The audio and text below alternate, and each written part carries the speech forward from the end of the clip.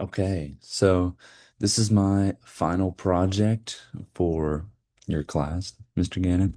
Um, if I can get to the next slide. Oh, there we go. I gotta click. So for my city, I chose Hutchinson. I chose Hutchinson because it's similar to the size of Hayes. Um, and I liked that because that way it would be easy to compare the opportunities since we're so blessed with Hayes. But sadly, um, this might be a little bit of a problem for it, but I was not able to go to Hutchinson, or any community. I haven't been able to leave Hayes, um, this whole time. So just because of time constraints but I used information from various websites based in Hutchinson and that, um, had a lot of information on that. So for the first, category for opportunities in Hutchinson, we have sports. There's the Hutchinson YMCA, which offers many youth opportunities, for in various sports for all people. There's the sports arena and the Fun Valley Sports Complex, which are both places that people in the IDD community, they're probably not going to play in the sports arena, but it is a great opportunity to socialize and go watch events like the Blue Dragons play. And then the Fun Valley Sports Complex, they may use that for, softball or baseball, but, it's also just a great place to go and socialize and watch sporting events. And then there's the, Special Olympics, the Hutchinson Hawks. This is the big one in terms of opportunities for people in the IDD community, because that Hutch has their own Special Olympics team, which is great. Their mascot is the Hawks, is what I've found, similar to their high school team. Um, I couldn't find a whole lot of information about what exact sports they offer. I looked at their website and I looked at their Facebook. But I'm guessing because of the size and the support that Hutch has behind their IDD community that they offer, the typical sports like basketball, soccer, cheerleading, track and field, tennis, golf, bowling. Um, and there's just a lot of opportunities for sports in the IDD community within Special Olympics, so I'm sure I missed a couple. One thing with Special Olympics that I thought was really cool was that Hutchinson is one of 9 locations in Kansas that participates in the Polar Plunge each year. The Polar Plunge is a fundraiser that around 5,500 athletes participate in every year to raise money for Special Olympics. So that just goes to show the amount of support that Hutch has behind, um, their IDD community. And Hutch is one of the smaller towns within that list of 9. Next, we have recreation. Recreation, there's a lot of great opportunities. There's the Tech Inc. ALS program, which is the Adult Life Skills program. This is a great day program that is targeted towards growing individuals in the IDD community's life skills through leisure, and social activities. Um, and then there's the DSGP, Disability Supports of the Great Plains. This is a community that provides what they claim to be the best full-time and part-time services to people, with intellectual and developmental disabilities. Um, and then there's also this one I thought was so cool and very interesting was the Reigns of Hope. This is a therapeutic horseback riding experience for individuals in the IDD community. You can see this in like the bottom right picture. Um, they aim to just enhance the lives of people with disabilities and just give them opportunities like we have. Um, I never would have thought that horseback riding, like that's so cool though. And then there's the Hutchinson Rec. It's a basic rec that aims to provide the community with, wellness, cultural and natural and recreational opportunities. And they just aim to promote healthy minds and bodies. And so I'm sure there's ways that the IDD community could use that.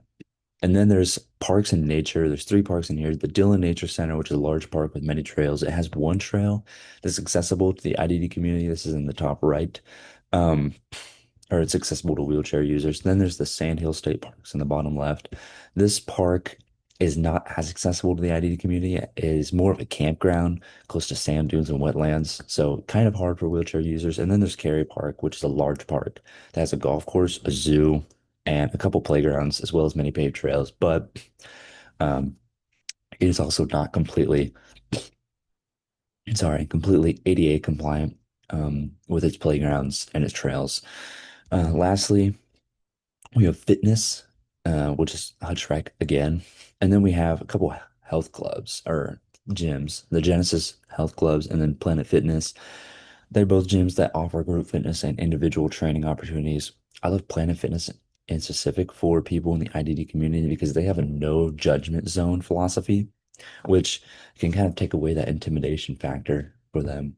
Um, and then to get into the specific facility I chose Cary Park.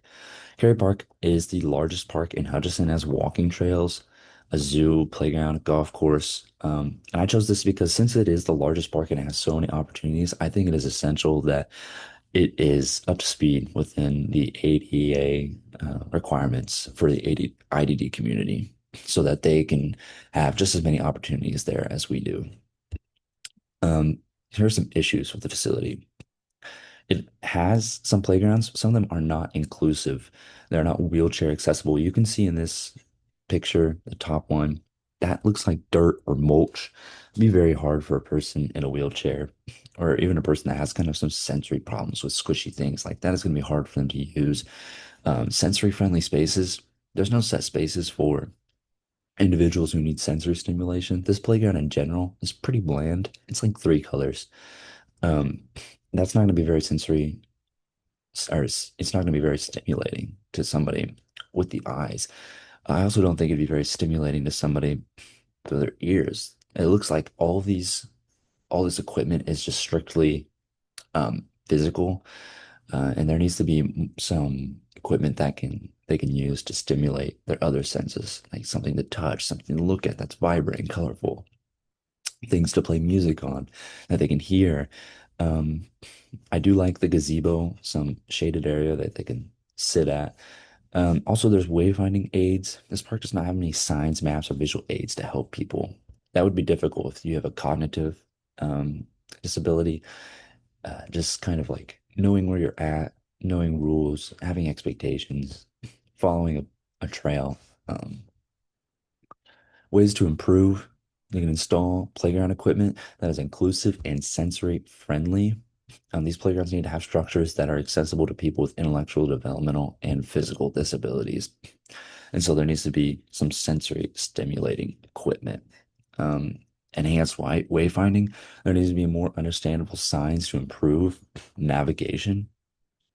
And so people know where they're going, and equipment that is not just for physical activity. I see once again a bunch of equipment that is just purely physical, and it kind of raises the question, like that playground in the background, can a wheelchair person use that? You know, is there a ramp? Probably not. There needs to be ramps up to the elevated places of the playground. There needs to be more of a soft but yet firm surface that people can walk on and not get hurt on. There needs to be equipment that stimulates all senses, and that is just generally inclusive to people in the IDD community that they could have fun at.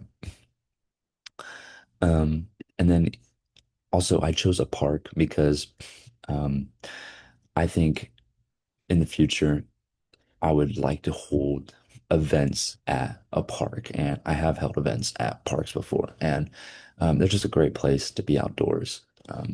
And I would also like to take my kids to a park in the future, and it's just like that idea of, okay, this park is inclusive.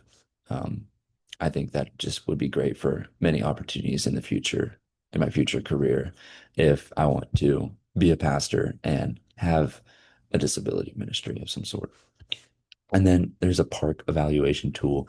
This is graded off of sensory, cognitive, and physical accessibility and social inclusion. It's 12 sections based off a score of 0 to 3. So the best would be 36, worst would be 0.